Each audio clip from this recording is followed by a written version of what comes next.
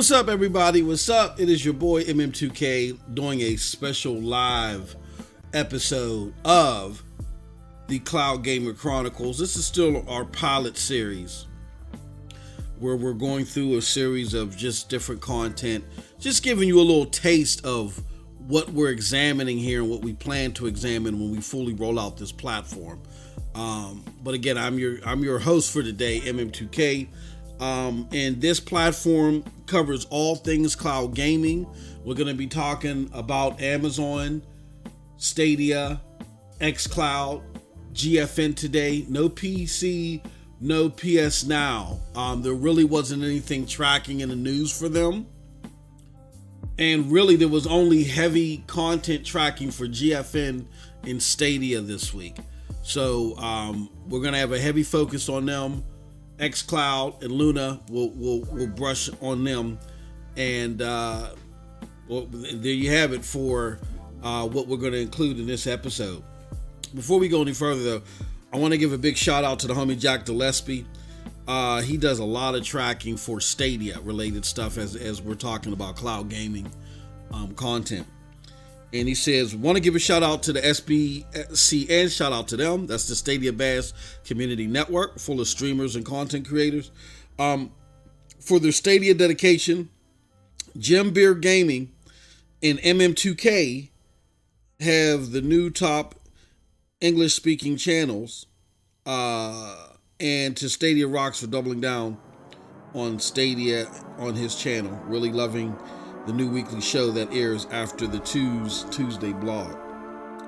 Also, honorary mention to Clive Linden for his consistently awesome Stadia Monday night chat on his channel. So,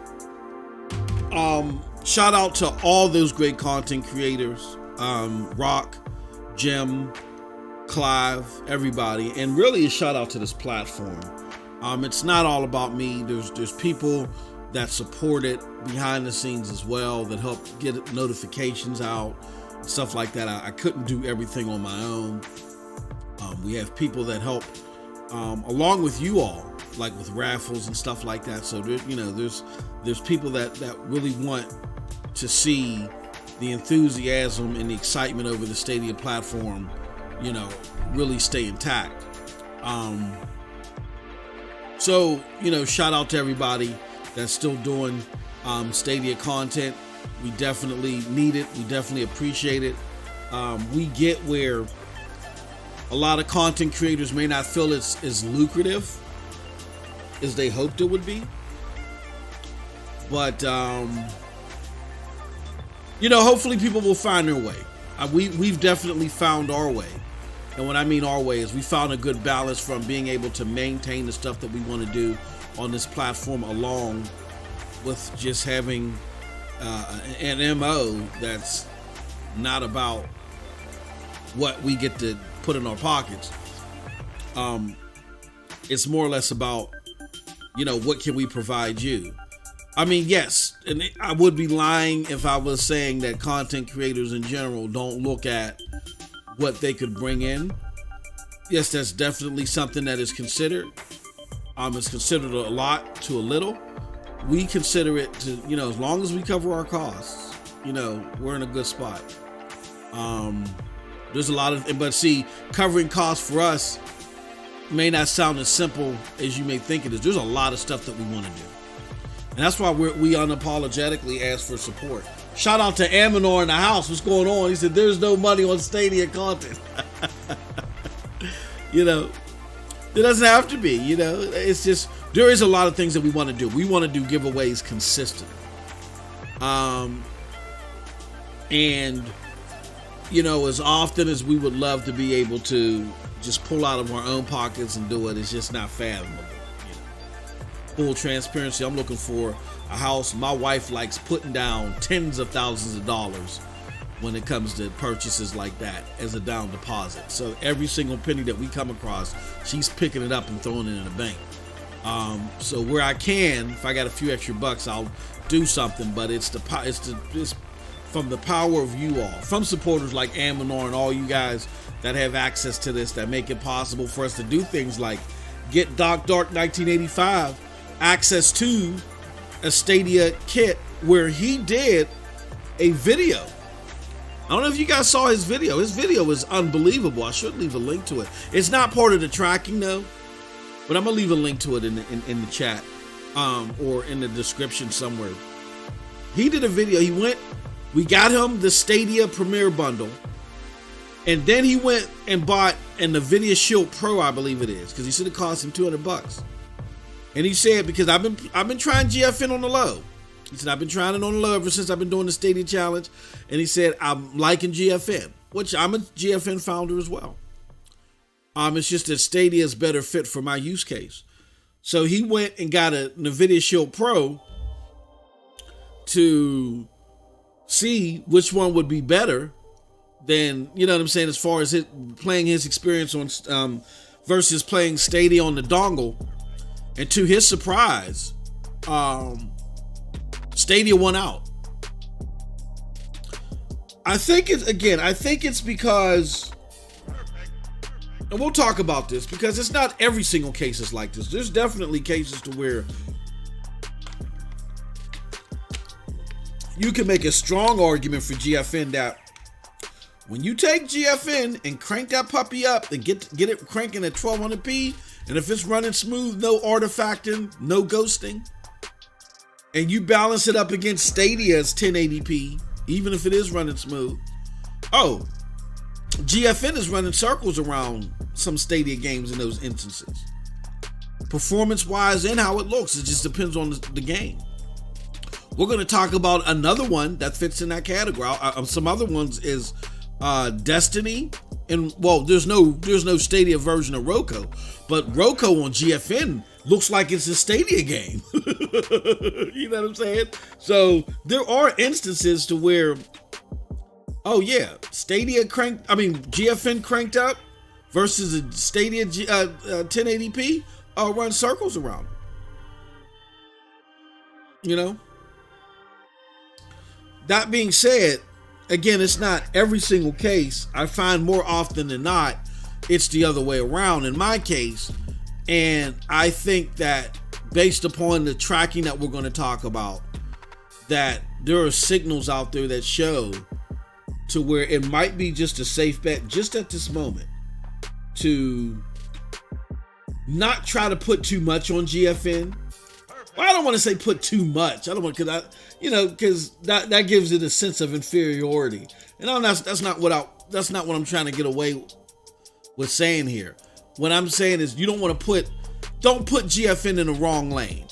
And I think when you contrast what Stadia is trying to do opposed to GFN, you're putting it in the wrong lane.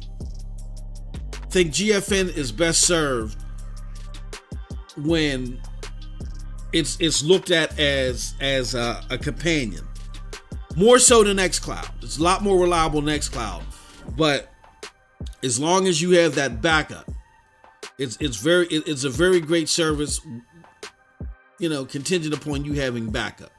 Well, with Stadia, you ain't got to worry about that backup. I mean, people say, oh yeah, Google Graveyard, but again, the evidence just mounts day and day versus a lot of that rhetoric. But with that said, let's get into the tracking. Amador says Outrider is really fun. Unlock 4 trophies at the menu right away. I love Outriders. Outriders is a great game, and we're going to talk about that though. It plays well everywhere that I played it except for one place. We'll talk about that. All right, so let's start. Well, yeah, let's start backwards. I mean, let's start with the most popular platform news-wise to the least popular for what we have. Now, for those when I talk tracking, I'm not talking about the biggest water cooler stories. What do I mean by that? I mean the stories where a lot of people it's creating a lot of buzz on Twitter. It's one thing for people to talk about an article on Twitter. I'm talking about the tracking. I'm talking about how many people are engaging in certain articles that fit a certain subject matter. You know what I'm saying? So this is what this show is dedicated for, this particular show. News Track. Okay. As a matter of fact, I got it labeled wrong. Why do I have News Track for week 11? This is News Track for week 13. Shut up, Amunar. No. All right, so let's get into it. Okay, so let's talk about Stadia. The number one tracking story on Stadia is it's a very surprising one at that. I want to copy. Can I copy hyperlink? No, it's not going to let me do it. The number one story on Stadia really is a mind-boggling one. Let's do this. Here it goes right here. Oh, no, wrong one. Let me fix this. I've been meaning to fix this. And why do I call this? Let me do another thing too. Why do I call this? I call this, this is video wide. Okay. So for some reason the web isn't picking up. Let's do this. Properties. Pick up the web. Yep, there we go. All right. This is courtesy of The Verge. This is just one of the articles that's written on the subject matter. No, this ain't it. Jeez. Oops. No, you know what? No, that is the number one story. I'm sorry. Or is it? No. I knew it wasn't the number one story. My bad. Okay, the number one story for Google Stadia right now is this one right here. That's like number 4. This whole thing with the Chromium. But Stadia's getting touch screen controls. That's actually the number one tracking story for Stadia. Now, fastly rising, though, is this whole Outrider story, because it looks like that Stadia is doing a award tour with somebody from Square Enix. But until that takes over, this is the number one story. That Stadia's, and it reads here at gadgetbridge.com, Google Stadia's new update will offer touchscreen controls and Android TV app support. So when you read these different stories, it's just a matter of fact. It just talks about the breakdown of the APK. The shout out to Jim. Jim did that video on, and we all know about that. He did that special video breaking that down for us. And I'm looking at it, and I'm reviewing. I took a sample case of several of these stories, and I looked at them and I said, there's nothing interesting in these stories to the average reader. So why is Stadia getting touch controls the number one story when you look at the tracking? And again, what I mean by tracking is the stories that people are engaging in, the actual physical stories themselves that have the highest engagements. And so I was talking to Storm about this during the SSC after party, and we surmised that what it could be is that now, and you're starting to see this in more and more stories too, like this is evident in the tracking. Like now people are starting to step away from this thought process that Stadia is dying out and going white label after SG&E. Like the whole Stadia's dead thing is starting to fade. The number 2 story really helped it fade a little bit. But what was starting to happen was you saw little trickles of this and little trickles of that in news stories and people. And then it was just like, and then there was this number 2 story where somebody just came out and said, I am confused. I've seen in so many places that Stadia is dead, but then now they're getting blockbuster stuff like this. Like, what the hell is going on?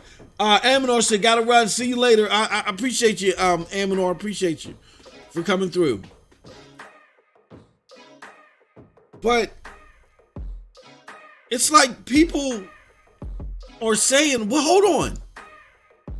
Y'all said that Stadia had a foot in the grave. because they shut down SG&E. And we believed you. Like, what is going on here? And I think this story, let me see here. Mint, week 13, laugh out loud. SDON members join us now. Okay. Put that out there. And now that they're getting touch controls, that's a signal of implementation that could expand Stadia's use. So if you're winding down, why would you add something like this? Now, people could argue, well, it was something that was in the books and it was already slated to happen, so why not just let it happen? You know, you guys already got Terraria, which could support said controls. Doesn't mean it's for future implementation. I mean, whatever. That's fine. Whatever you want to believe. But again, we're not talking. We're not arguing which is more plausible than the other one. We'll save that for an SDO daily. What we are talking about is perception. And looking at these stories, looking at a sample of them, nothing sticks out to me besides the fact that people are generally just looking at the fact that Google is now adding a new feature like this that speaks long term, that has the essence of something long term coming, and people are confused and they're interested. They're like, whoa, but I thought this. So, very interesting development indeed for that to be the number one story. Let's do this. What is the number two story? The number two story is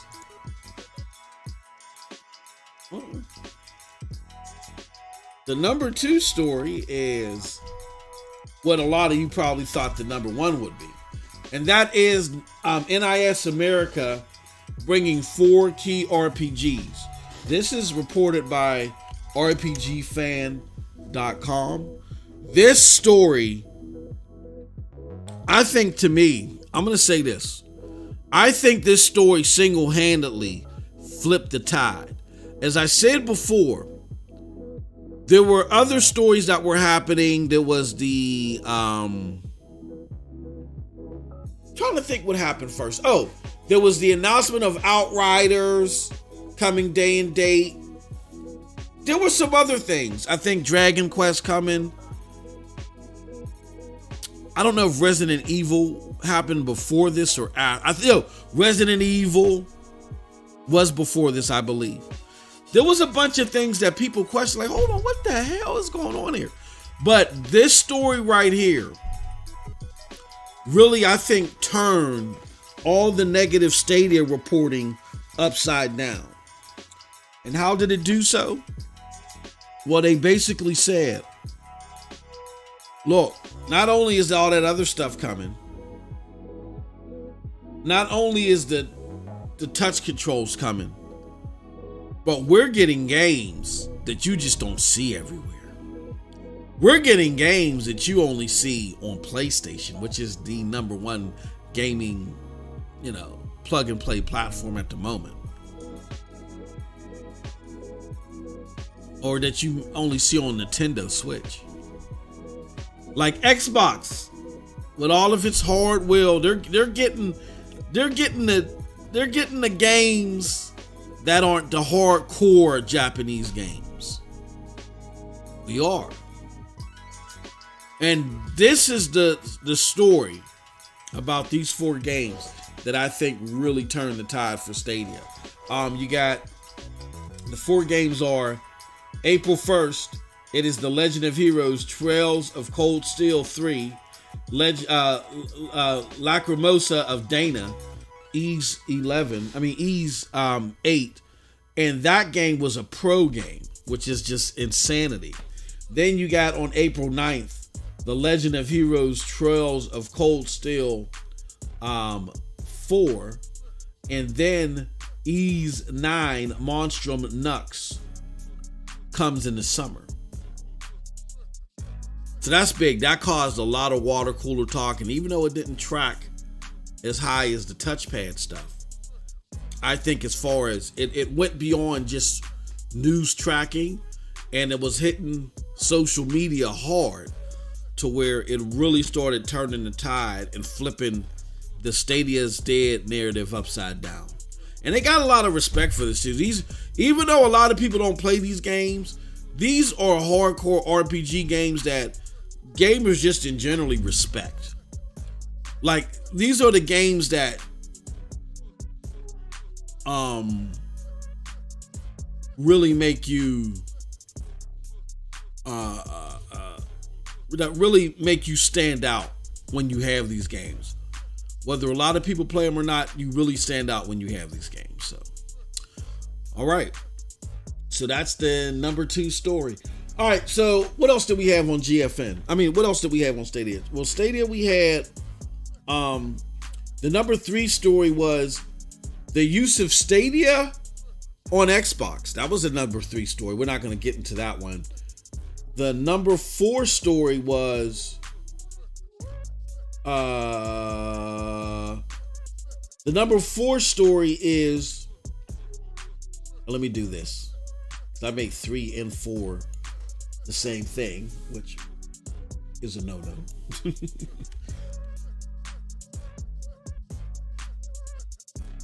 So the number 4 story is Stadia and Square Enix, like, going around town doing a reunion tour, kind of talking about Outriders being on the platform coming day and date. I thought they just did something with GameSpot, but they didn't. They did something with Collider.com. And when you look at that story, it makes you feel that they're like, we want to get the word out that we're getting this game out. You normally don't do stuff like that unless you're trying to attract something, retail consumers for the long term. Because what's the point of getting retail consumers if you're winding down anyway? You don't go on a tour like this. It doesn't make any sense.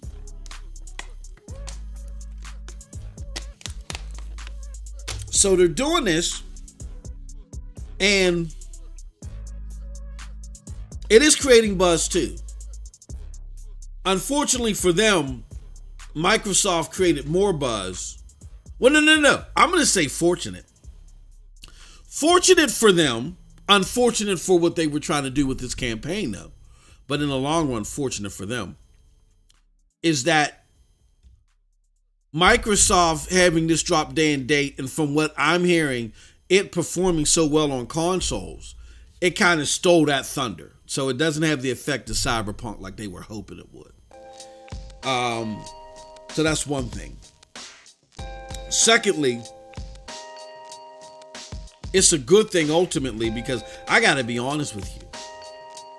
The Outriders demo, even though it's rocky, the game is doing like very well. It's very popular. I'm seeing a lot of people loving it and engaging in the game. And I'm not surprised, because the game is that good. Even though it's lacking the story narrative and all the silly stuff that people generally care about when it comes to games. I could just tell by the gameplay and how well put together it is. It's a mix of some core elements from different games that are put together quite well. I could tell that this was going to be a hit, to a degree, especially because at this time there's nothing else out, so there's nothing to compete with. That being said, it's a fantastic thing that Outriders did not get the buzz for Stadia user-wise that maybe they were hoping for. Because I'll say this, and we're gonna talk about this in the future Cloud Gamer Chronicles. Outriders on Stadia launched horribly. It's horrible. It started off mediocre and okay, bearable and playable. I found a way to fix its performance by removing VSync from my computer. Now this is all browser play. And when I removed the VSync, it made the game play so well and so smooth. Visually, a lot left to be desired, but it wasn't bad. Could be fixed. It was expected to be fixed over patches, but it was definitely bearable. It was okay. And then the platform went down. It went down, and they brought it back up. And when they brought it back up, the game not only performed worse on Stadia, but it was uglier. And now it's at a point to where, for me, it's not playable. Now, I'm hearing from a lot of people that it is playable for them because it did get better. And I don't doubt that. I know that when Cyberpunk 2077 first launched, I wasn't that impressed. And I was saying to myself, wow, I need to, maybe like hold off on this for a little bit. But then I found out that it was getting better, gradually better for people. And I was one of the last people that saw it get gradually better. So maybe it's just going to be a matter of time by the end of this day. I don't know. I want to give it some time and see before I do another Cloud Gaming Chronicles, because I am going to compare the two. I want to not only compare what I get after whatever is going to everybody else reaches me, but I also want to play Outriders on the dongle or on my Fire Cube TV downstairs. This is the first game in a while that I was able to get it to play very well. It plays very well on GFN, but I had to tweak it some.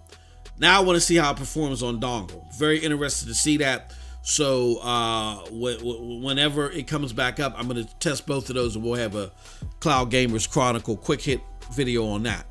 But that's their tracking stuff for Stadia. That's its number 4 tracking item is the world tour that Stadia and Square Enix doing over Outriders on Google Stadia.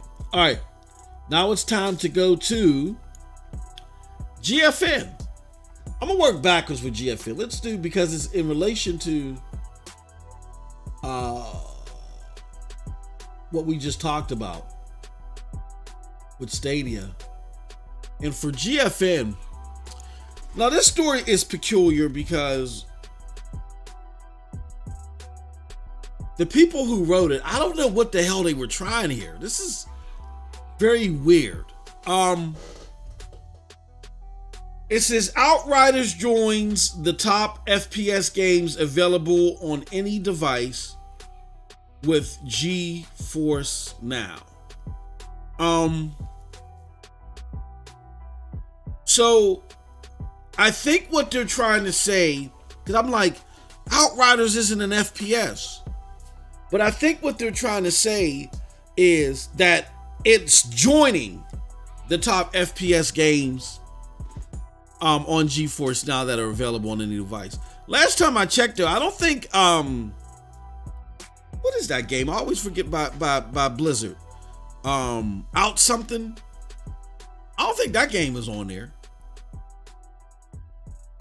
But they got the top 5 shooters, Apex Legends, Hyperscape. Hyperscape is not. What is the name of that damn game? Oh, it loses me. Now it's bothering me. Blizzard.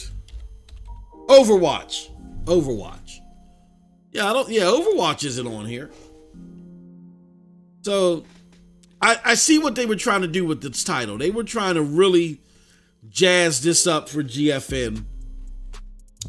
And they were, in my opinion, they did a little bit too much, but that's here nor there. But it is big that this game is here. Just like it was a big case that it was out there for Stadia. Here's the difference. As I just talked about Stadia's version being poor at launch.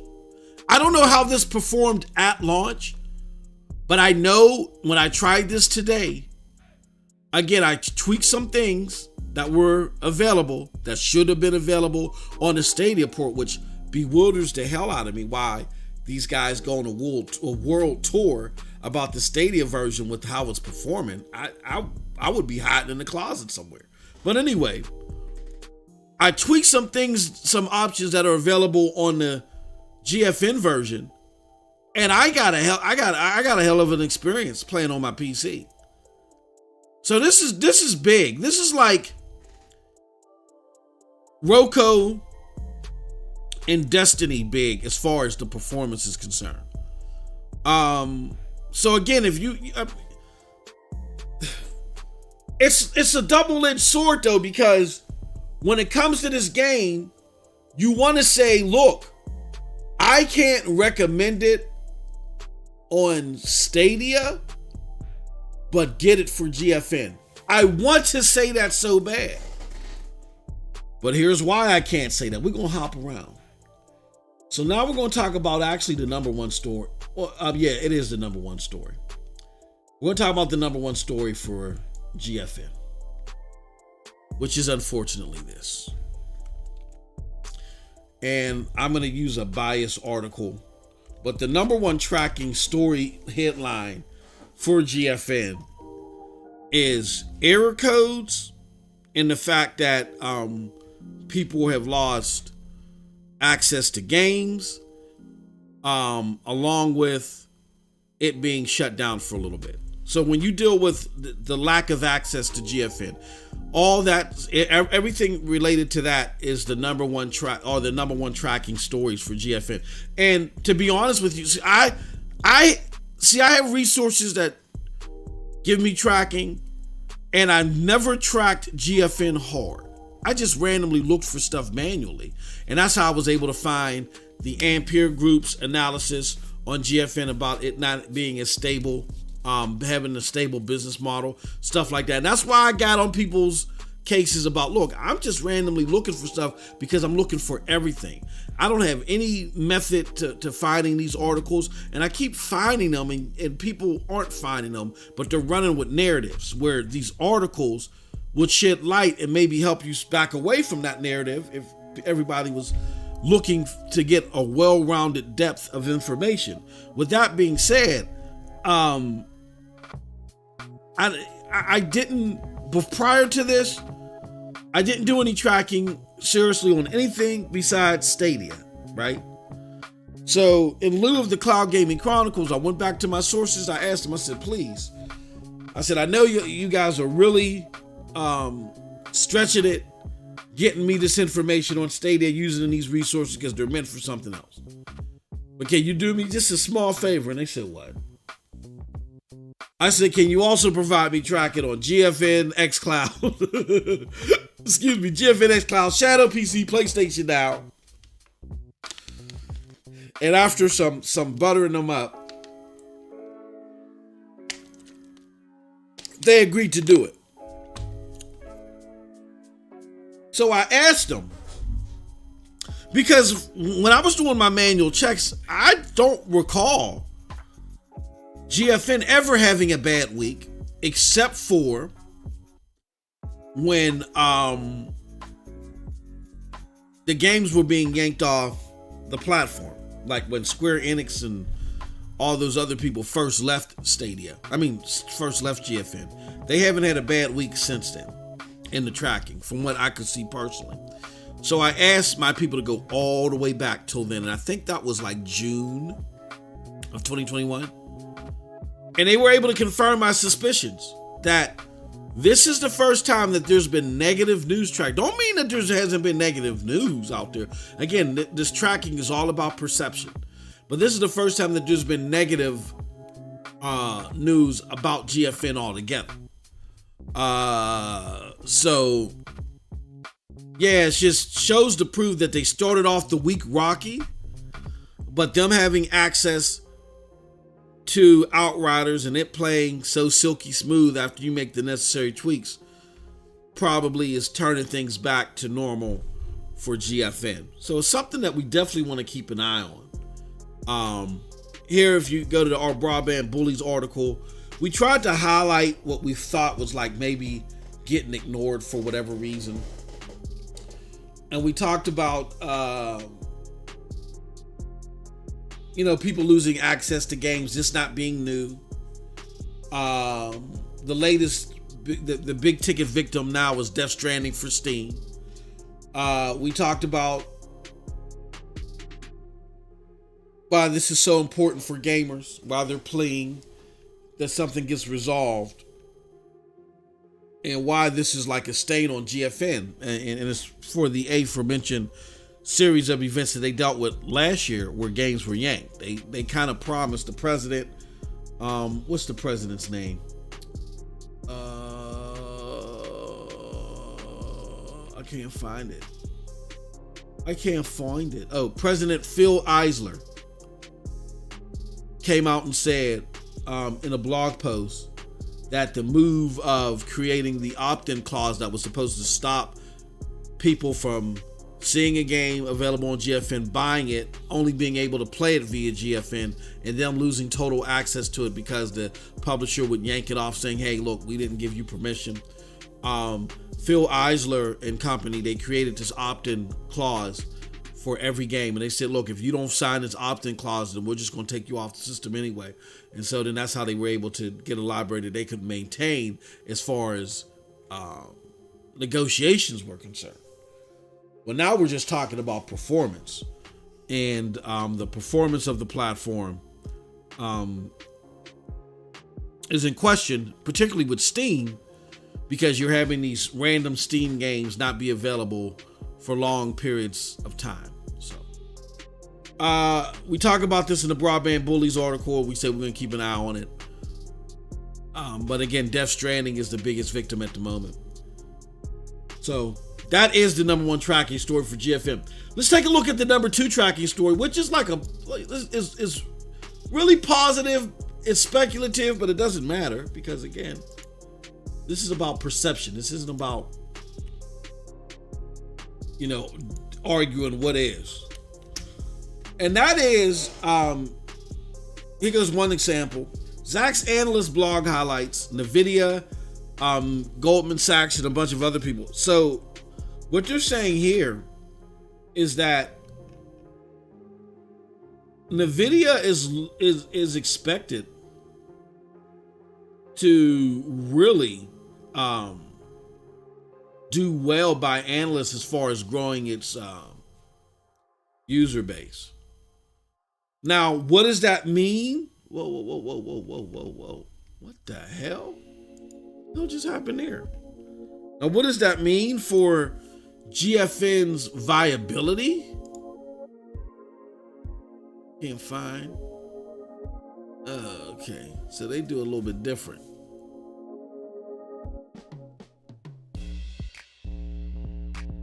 You can't. All right. What the hell? I don't like this. Yahoo is just trash. So this is the last time we'll use them as a reference. But GFN, they were stated that because they were going to do the okay, here it goes. This is as far as Geforce is concerned, the company's updating its data center business, and expansion of Geforce now is expected to drive the user base. So that's a positive outlook on Geforce now. The question is that going to be a paying user base or the free tier user base? So we'll have to see. I'm thinking, being that this is a financial market analysis,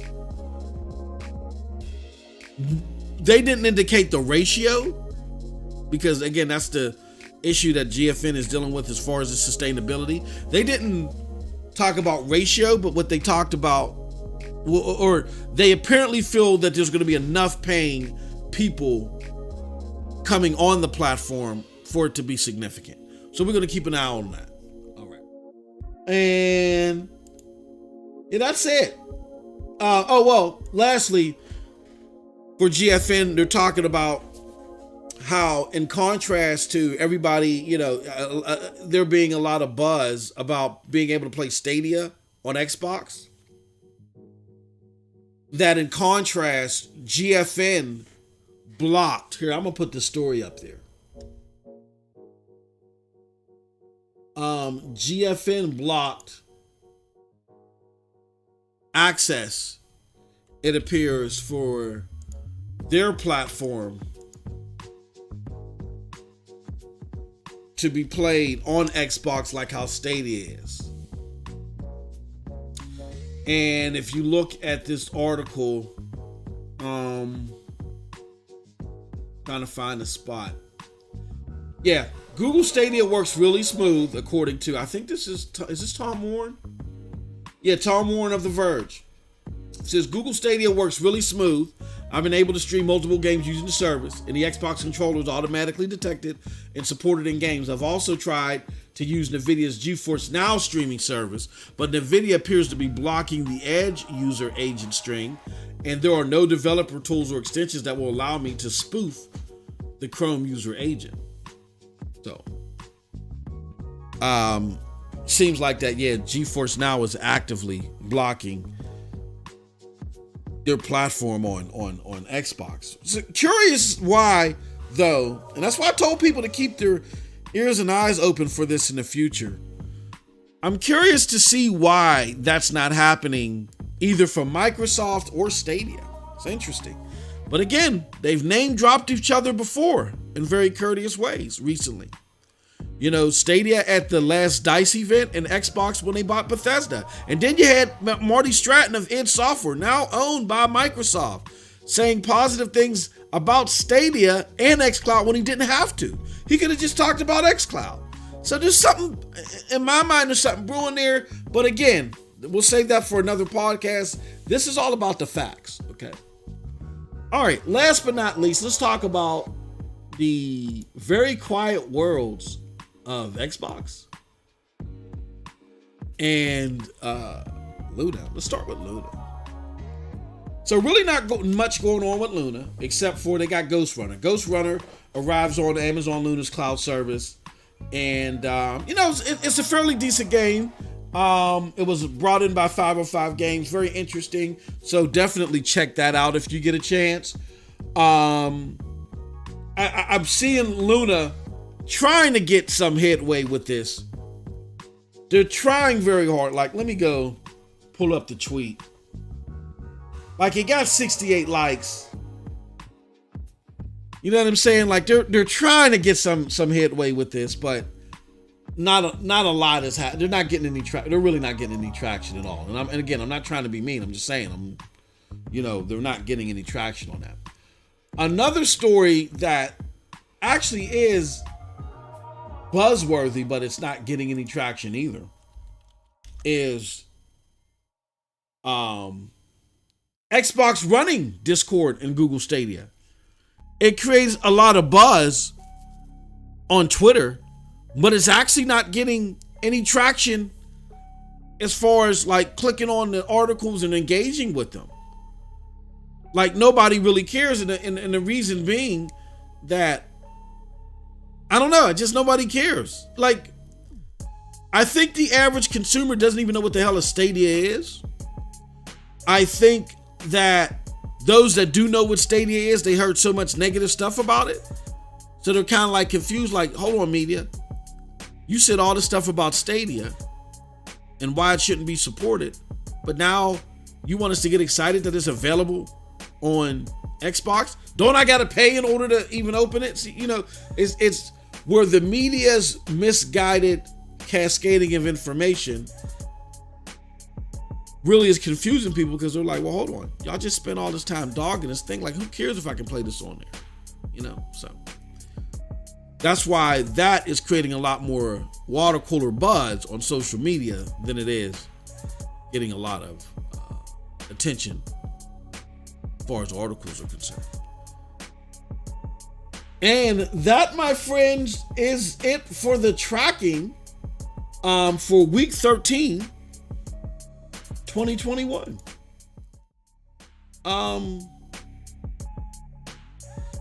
Cloud gaming is chucking along. I will say that they're all making significant moves. Amazon getting Ghost Runner, that is, that creates some buzz. A few weeks prior, they got Rainbow Six on there. I think that was important. xCloud, now they got some older Xbox games on there. I think that was on there too as well. Yeah, they're bringing, I forgot, I'm sorry, that was part of the tracking that just popped up today. Because there's just not a lot of stuff for xCloud out there, period. But that just popped up today in the tracking.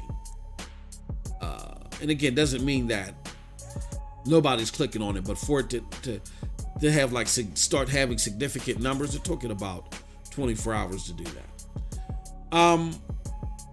So then you have that with xCloud, with them, focusing on building their catalog of games. They're getting games day and date. I think the aforementioned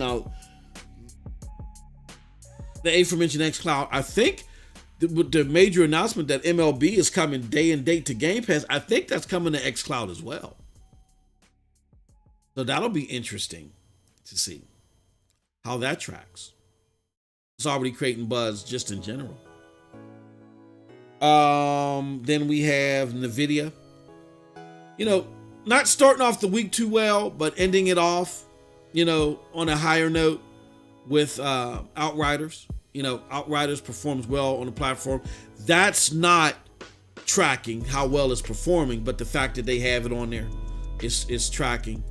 And Stadia really turning the tide back real rapidly. I thought it was going to take them longer than this, but really that NIS story that helped a lot. But what really got people's juices flowing, as we covered, was the whole touchpad thing. So, all right. With that said, that is that for this week's news track for week 13. Again, this is pilot edition of it. It's gonna, get better over time. We'll have guests and stuff to go over the news with us and other things. But again, it's all about that tracking. Y'all want to know if you're nerdish enough and you want to know how things are progressing perception wise, this is where you want to be with cloud gaming. But that's it from your boy MM2K. Do us a huge favor, hit that like button, share this out, let people know how they can join as well like you. All it takes is $199 to get access to all of the Cloud Gaming Chronicle content. And we'll be here again in the future. Look out for that special content about the comparison of Stadia's version of Outriders versus GFN as well. As soon as I get my hands on being able to play it, the GFN version on my Cube TV, and I get to see what these enhancements look like from Stadia that everybody else is seeing so far, then I'll be able to drop the video. With that said, that's it from your boy. Till next time, y'all have a wonderful gaming day. Peace.